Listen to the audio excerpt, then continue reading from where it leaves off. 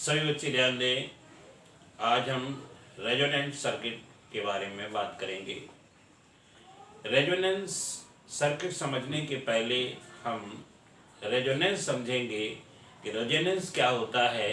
उसके लिए हम पहले यांत्रिक रेजोनेंस या यांत्रिक अनुनाद समझाएंगे।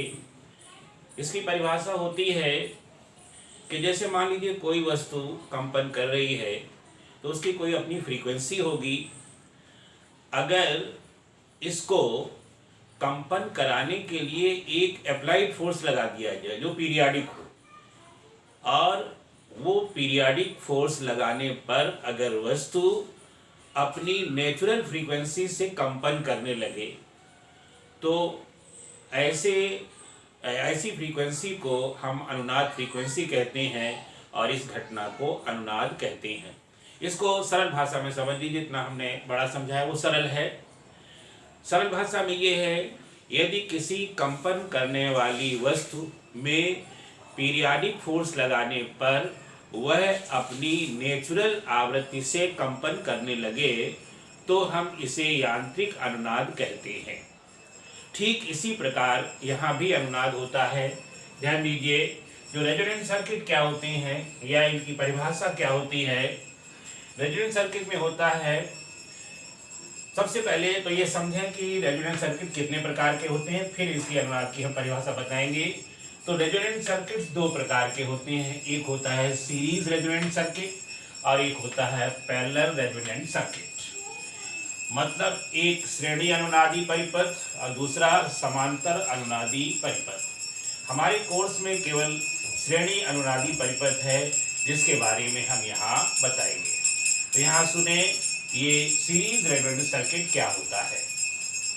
The series resonant circuit is the circuit in which the frequency of the applied voltage is equal to the natural frequency of the circuit। यानी श्रेणी अनुनादी परिपथ वह परिपथ होता है जिसमें परिपथ की फ्रीक्वेंसी उसमें अप्लाइड वोल्टेज की फ्रीक्वेंसी के बराबर हो जाती है। फिर से समझ लें, श्रेणी अनुनादी परिपथ वह परिपथ होता है जिसमें परिपथ की फ्रीक्वेंसी उसमें अप्लाइड वोल्टेज की फ्रीक्वेंसी के बराबर हो जाती है। इस तरह के सर्किट का नाम होता है सीरीज रेजोनेंट सर्किट। यहाँ एक चित्र दिखाया गया है जिसमें अप्लाइड वोल्टेज है V = V0 sin omega t और इसके साथ जुड़े हुए हैं सीरीज में एक inductor L, capacitor C and resistance R जुड़े हुए हैं। और अब हम इसमें ये ज्ञात करेंगे कि इस सर्किट का इम्पीडेंस कितना होता है, यानी प्रतिबाधा कितनी होती है, और इसमें I और V के बीच में फेज डिफरेंस कितना होता है।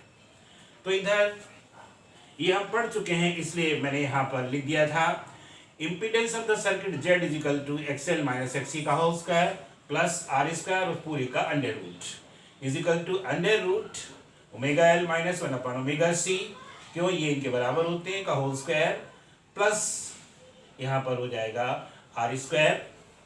और अगर इसका फेज डिफरेंस मतलब I और V के बीच का फेज डिफरेंस 5 हो तो tan phi = XL - XC/R = omega L - 1/ओमेगा C/R। और phi क्या है, इसमें फेज डिफरेंस है। ये देखिए, जितने भी रेजोनेंस सर्किट होते हैं सब में L और C यानी प्रेरकत्व और कैपेसिटेंस जरूरी होती है। R हो भी सकता है, R नहीं भी हो सकता है। और ऐसे सर्किट को हम LC अथवा LCR सर्किट कहते हैं। अब जब ये रेजोनेंस सर्किट होगा तो इसकी कौन कौन सी कंडीशंस होंगी वो पढ़ेंगे। सबसे पहले, in the condition of resonance, यानी रेजोनेंस की कंडीशन में XL बराबर XC होता है और XL की जगह हम लिख सकते हैं ओमेगा L = 1/ओमेगा C। अब ओमेगा इसकी एंगुलर फ्रीक्वेंसी है, इसको लिख सकते हैं or 2 pi F L is equal to 1/2 pi omega C in omega naught omega 2 pi F C. अब इसको सॉल्व करेंगे तो यहां पर आ जाएगा or F is equal to 1/2 pi under root L C. ये इसकी फ्रीक्वेंसी होगी, यानी this is the natural frequency of the resonant circuit, है ना।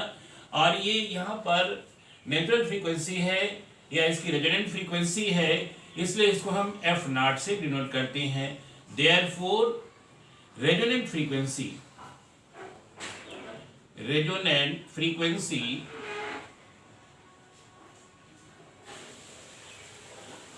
F naught is equal to F is equal to 1/2 pi under root L सी।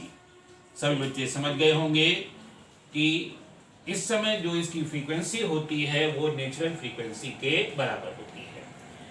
तो ये इसकी natural frequency है। अब रेजोनेंस के समय और कौन कौन सी कंडीशंस होती हैं, पहले तो समझो। सबसे पहले number first, conditions. Special conditions. बेटा इधर देखिए, सभी स्पेशल कंडीशंस क्या होती हैं यहां पर। बिकॉज एक्सएल बराबर एक्सी, देयरफॉर इम्पीडेंस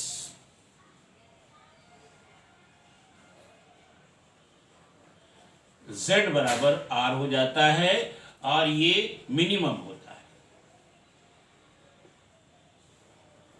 मतलब रेजोनेंट सर्किट की प्रतिबाधा मिनिमम होती है जो उसमें लगाए गए प्रतिरोध के बराबर होती है। यहाँ पर देखिए ग्राफ द्वारा दिखाया गया है, Z यानी प्रतिबाधा और फ्रीक्वेंसी के बीच में वक्र खींचा गया है। ये वक्र इस तरह का है। यहाँ पर देखिए F naught is the resonant frequency और इस रेजोनेंट फ्रीक्वेंसी पर प्रतिबाधा Z सबसे कम है। इसके बाद अगर फ्रीक्वेंसी जरा सी इधर उधर हो जाती है, प्रतिबाधा बढ़ जाती है। सेकंड कंडीशन देखिए, ये पहली बात हो गई। सेकंड चीज ये है कि यहां पर एक्सएल बराबर एक्सी होती है सिंस या because Z is minimum, therefore current I will be maximum। यानी करंट I का मान मैक्सिमम हो जाता है। यहां देखिए ये इस ग्राफ में दिखाई गई है, ये I मैक्सिमम है, इसका ये इस तरह से वक्र होता है। फ्रीक्वेंसी बढ़ाते जाते हैं। अगर रेजोनेंट फ्रीक्वेंसी से कम है तब भी आई कम होगी, उससे ज़्यादा है तब भी आई कम होगी, और रेजोनेंट फ्रीक्वेंसी पर आई का मान मैक्सिमम हो जाता है। और तीसरी कंडीशन इसमें एक और है, ध्यान रखिएगा। At resonance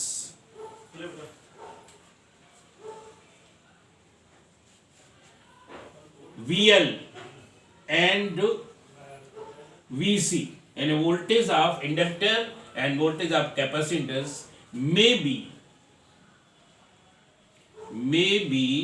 greater than applied voltage।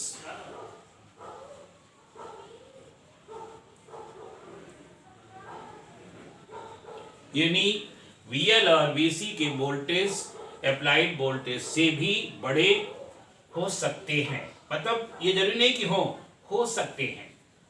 And इसके बाद यूजेस, ध्यान रखिए, कभी कभी पूछ दिया जाता है कि what are the uses of series resonant circuit. It is used in receivers या इन रेडियो रिसीवर्स